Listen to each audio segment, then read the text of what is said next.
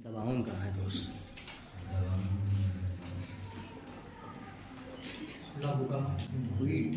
हम लोगों को पढ़ना क्या है? व्हाइट स्टोन से। क्या पढ़ना है? व्हाइट स्टोन से तो क्या है? एक प्रोफेसर थे जिन्होंने एक ही सेल से 4 प्रतिरोधों को क्या किया? जोड़ दिया। क्या प्रतिरोधों को? 4। और उसमें प्रवाहित होने वाली धारा, उनके प्रतिरोधों का, सारी चीजों का इन्होंने क्या किया? आंकलन कि कोई भी जटिल परिपथ है जिसमें एक ही सेल लगा है, 4 प्रतिरोध लगे हो, तो उसमें कितनी धारा प्रवाहित होगी। तो इन चीजों का उन्होंने क्या किया? आंकलन करके उन्हीं के नाम पर आज इस सेतु का नाम पड़ गया है व्हाइट स्टोन सेतु। इन्होंने क्या लिया? एक सेल लिया,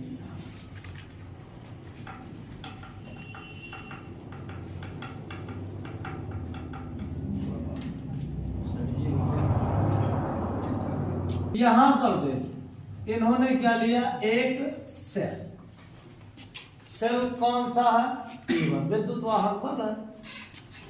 इस सेल में इन्होंने क्या लगा दिया? एक कुंजी। भाई आप लोग बटन देखते हैं, टॉर्च वगैरह आता है तो दबाते हैं तो क्या होता है? जलने लगता है। क्या होता है? क्योंकि ये अभी खुला है, जब इस बटन को क्या करेंगे? दबाएंगे तो इसे ये तार के तार सेट हो जाएगा, हमारा इंस्ट्रूमेंट क्या हो जाएगा? बात समझ में आया? इसको हम लोग कहते हैं ये हमारी क्या है? कुंजी। और इसका नाम क्या हो गया? कुंजी का नाम के। क्लियर है? अब इसमें जैसे इसको हम दबा देंगे, इसमें क्या प्रवाहित होने लगेगी? धारा। कौन निकलेगी? आई। क्या निकलेगी? ये जो धारा आई जो हमारी है,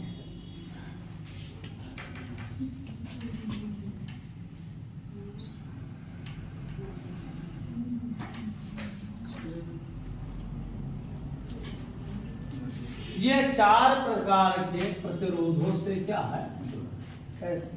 ये यहां से है।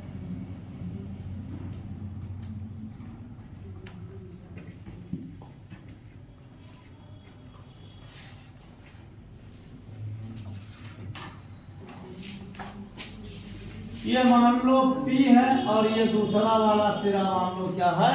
Q। एक धारा ऐसे होकर के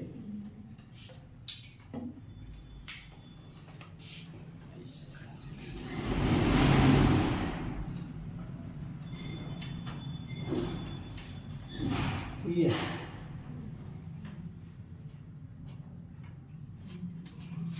ठीक।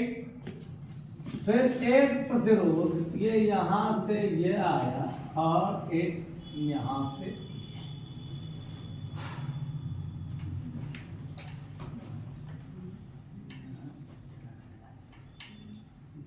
ठीक। एक प्रतिरोध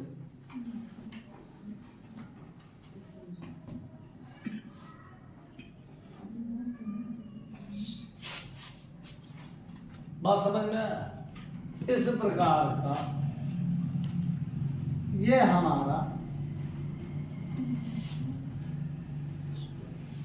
ये मान लो ये बिंदु है। ये बिंदु कौन हो गया? बी। इस बिंदु का नाम क्या मान लो? सी। और इस बिंदु का नाम क्या मान लो? बात क्लियर?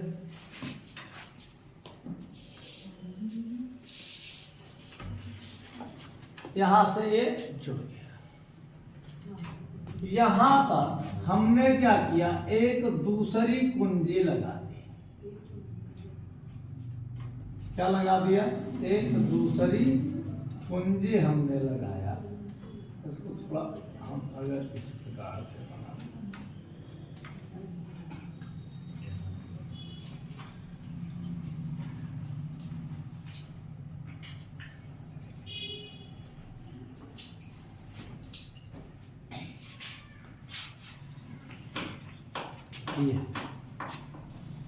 इस कुंजी का नाम क्या है? हमारा के बात क्लियर है? ये हमारे, ये मान लो ये P है, ये क्या है, Q है प्रतिरोध। इस प्रतिरोध का नाम मान लो R है और इस प्रतिरोध का नाम मान लो क्या है। जैसे हम यहाँ कुंजी को क्या कर रहे हैं, प्रेस कर रहे हैं, वैसे इसमें से धारा बहेगी। तो धारा जब इसमें बहेगी तो यहाँ पर ये धारा आ करके दो भागों में, जो ये धारा आई आ रही थी, कितने भागों में बढ़ जाएगी, दो। पहले भाग का नाम हम लोग मानेंगे क्या है, I1, और दूसरे में जो धारा हमारी प्रवाहित हो रही है उसका नाम क्या हो जाएगा, I2। बात क्लियर? अब जब ये धारा A से चल करके P से होते हुए बिंदु B में पहुंचेगी, और जब ये धारा, ध्यान दें, जब ये धारा ये से चल करके यस से प्रतिरोध यस से होते हुए कहां पर पहुंचेगी, डी पर, तो हम लोग क्या करेंगे, इस कुंजी को क्या कर देंगे, क्लोज कर, जिसके कारण रिस्पांस क्या होगा कि इसमें कोई धारा प्रवाहित। बात क्लियर हो गया? तो जब धारा इसमें नहीं प्रवाहित होगी, इधर ये बंद हो गया तो आना नहीं पाएगा, तो धारा कहां जाएगी, तो यही वाली जो I1 धारा है ये B सिरा से होते हुए कहां पर पहुंच जाएगी, C। तो ये आपका कौन सी धारा हो जाएगी, I1। बात क्लियर हो? और जो यहां पर प्रवाहित होने वाली धारा थी A से D में, ये धारा कहां चली जाएगी, हमारे दूसरे प्रतिरोध, इसमें ये हमारी धारा क्या हो जाएगी, I2। बस समझ। तो आप लोगों में अभी क्या पढ़ा, चाहे AB अनुपात क्या ले लें, AD, या चाहे AB अनुपात PQ ले लें, तो दोनों धाराओं का मान आपस में क्या हो जाएगा। तो इसमें प्रवाहित कितनी हो रही है धारा, इस पास के लिए ये अगर देखा जाए तो दोनों श्रेणी क्रम, तो किरचॉफ का जो द्वितीय नियम है, पहले में आने वाली धारा कितनी हो जाएगी, I1, और प्रतिरोध हमारा क्या है, ठीक, ये मान किसके बराबर है। अब चाहे हम AB वाले पथ को ले और BC को, चाहे हम AB वाले पथ को लेंगे और किसको लेंगे, AD। ये आप स्वतंत्र है किसी एक को मानने के लिए, क्योंकि देखो यही धारा, ये धारा या तो इसमें जा रही, तो हम लोग फिर ये घूम करके आ रही, और यहीं से ये भाग बटे तो इसमें जा रहे हैं, फिर ये घूम करके पुनः इसी प्रकार से तो ये आ रही है वापस। तो यहाँ पर पहले में बहने वाली धारा गुणे प्रतिरोध जो होगा, इसके संगत BC में बहने वाली धारा, इसको दो प्रकार से कैसे समझेंगे, दोनों प्रकार से बता। तो ये पहले में कितनी आ जाएगी, I1 इंटू क्या हो जाएगी, प्रतिरोध Q तो हो जाएगा। बात समझ में? अब अगर इस पूरे पद को इधर ले आए तो I1 गुणे P बटा क्या हो जाएगा, I1 गुणे Q बराबर क्या हो जाएगा, 1 हो गए। इसी प्रकार हम लोग कौन सा पद, AD और क्या ले सकते हैं, DC। तो इसके लिए जब करेंगे तो इसमें बहने वाली धारा कितनी है, I2, और प्रतिरोध क्या है हमारा, ये किसके बराबर होता है, I2, और प्रतिरोध कितना है, R, इसके बराबर हो जाएगा नहीं। अब यदि इन दोनों को हम इस तरफ ले आए तो I2 इंटू यस बटा क्या हो जाएगा, I2 इंटू R हो जाएगा नहीं। ये यहाँ पर क्या हो जाएगा, एक। अगर हम इसको समीकरण 1 मानते, इसको समीकरण क्या मानते, तो दाया पक्ष आपस में क्या है, बराबर है, तो बाया पक्ष हमारा क्या हो जाएगा, बराबर। मतलब I1 गुणे P I, या इसको हम इस तरीके से ना लिख करके, यहाँ I हमारा बराबर है I2 बराबर है, कैंसिल हो जाएगा, तो यहाँ पर केवल क्या बचेगा, P बटा Q। ये बराबर किसके हो जाएगा, यस अपान आर। या किसी को ऊपर नीचे आप चाहें तो ये P बटा क्या लिख सकते हैं, ये इधर आएगा तो ये यस तो हो जाएगा, और ये Q उधर जाएगा तो ये क्या हो जाएगा, Q बटे आर।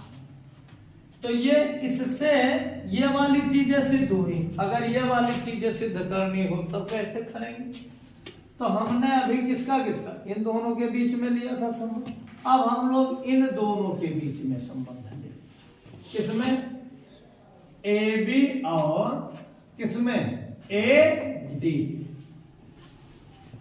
तो ए बी में धारा हमारी कितनी आ रही है, I1 गुणे क्या हो जाएगी, तो ये किसके बराबर हो जाएगी, I2 गुणे यस। बात क्लियर है, किसी को कोई दिक्कत। अब ये चीज इधर लेके आए तो ये क्या हो जाएगा, P अपान क्या हो जाएगा, यस प्रतिरोध को हम लोग क्या कर रहे हैं, एक तरफ कर लें और धारा को एक तरफ, तो ये क्या हो जाएगा, I2 बटा I1 हो जाएगा, नहीं हो जाएगा। ये हमारा समीकरण कौन सा बन गया, फर्स्ट। क्लियर। इसी प्रकार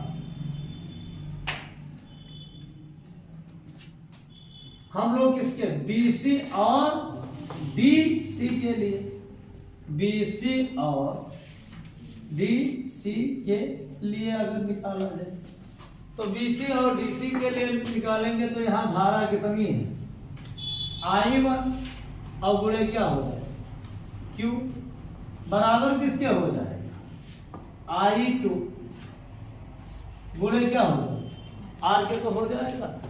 ये प्रतिरोध को एक तरफ रखेंगे तो Q बटा क्या हो जाएगा, R बराबर क्या हो जाएगा, I2 अपान क्या आ जाएगा, I1। ये समीकरण हमारा क्या हो जाएगा, दो।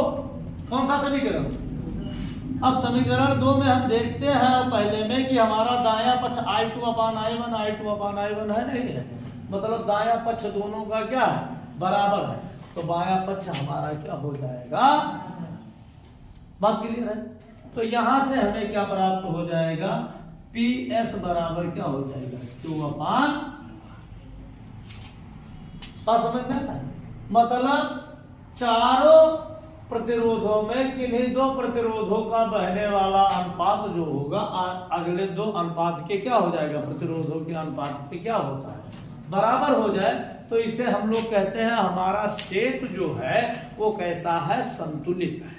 क्या है, अगर यही मानदंड बढ़ जाएगी तो हमारा सेतु जो होगा असंतुलित होगा। बात क्लियर है।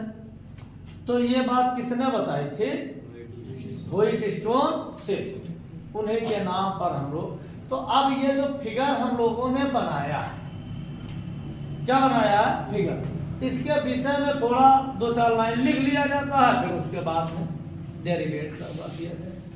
क्लियर हो गया, लिख लो। तो जब इसको हम लोग बंद कर देंगे तो इस धारा मापी में कोई विक्षेप, कोई धारा नहीं आएगी। यहाँ की जो धारा है AB से होकर के कहाँ चली जाएगी, BC में, और जो इसमें AD की धारा है जो प्रतिरोधी से होकर के आ रही है वो किसमें चली जाएगी, R। धारा DC में चली जाएगी, जिसके कारण ये गैल्वेनोमीटर में कोई धारा नहीं जाएगा और ये क्या रहेगा, इसमें कोई विक्षेप उत्पन्न नहीं होगा। इस कंडीशन में ये क्या हो जाएगी, संतुलित। समझ में नहीं है।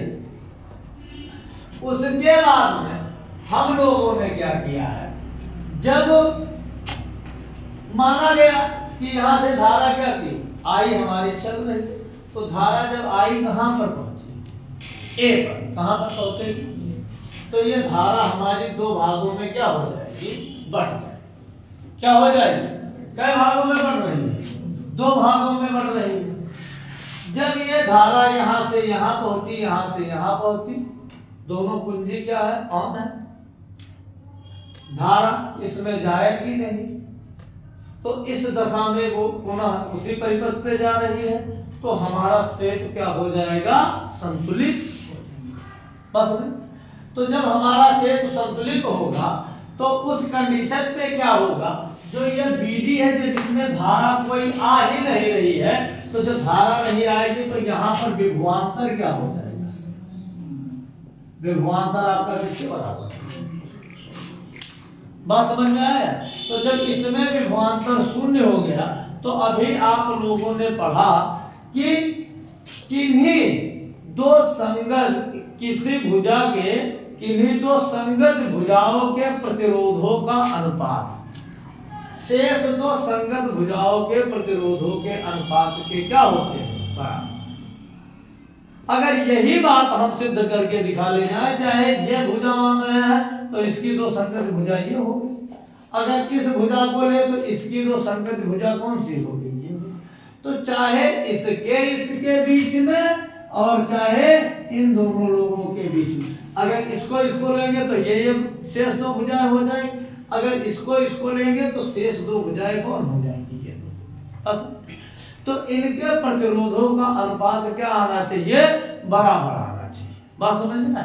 तो हम लोग जब ये बता दिए कि इसमें क्या नहीं है, कोई विभवांतर नहीं, तो भुजा AB में किसमें AB के बीच अगर विभवांतर बराबर है तो क्या होगा? चाहे ये कहो BC के बीच विभवांतर बराबर होगा और चाहे ये कह दो AD के बीच क्या होगा? विभवांतर बराबर। कोई आप दो को ले सकते हैं। हमने क्या लिया? AB के बीच विभवांतर जो होगा वो क्या होगा? BC के बीच विभवांतर बराबर होगा। तो विभवांतर जब बराबर है तो धारा गुणे प्रतिरोध होगा। B बराबर IR होता है, तो B बराबर भाई आप जानते हैं B बराबर क्या होता है? I हुआ। तो विभव इसका भी बराबर है, इसका भी, तो एक पक्ष बराबर हो जाएगा तो दूसरा पक्ष क्या हो जाएगा? ऑटोमेटिक बराबर हो जाएगा। तो इसमें क्या धारा I बह रही और प्रतिरोध क्या था? ये किसके बराबर हो गए? इसके, इसमें धारा I1 इसमें भी बह रही थी, प्रतिरोध क्या था? Q था। दोनों आपस में क्या हो गए? बराबर हो गए। इन लोगों को एक तरफ लाएंगे तो यहाँ पर क्या हो जाएगा? एक हो गया। बात क्लियर हो गई? ये पूरा पक्ष इधर आ गया तो ये प्लस मतलब यहाँ पर क्या बचेगा? केवल और केवल एक बचेगा। इसी प्रकार से हम लोगों ने इन दोनों लोगों को लिया तो ये क्या हो जाएगा?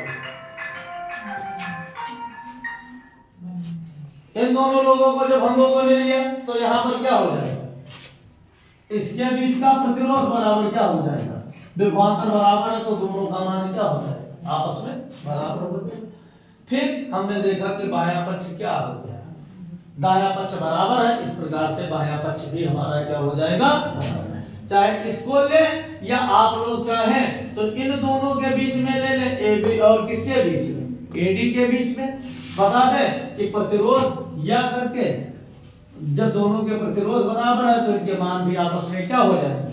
बराबर। दोनों में से आपको इस प्रकार से आपका क्षेत्र क्या हो जाएगा? संतुलित अवस्था में प्राप्त। बात क्लियर है? ठीक है।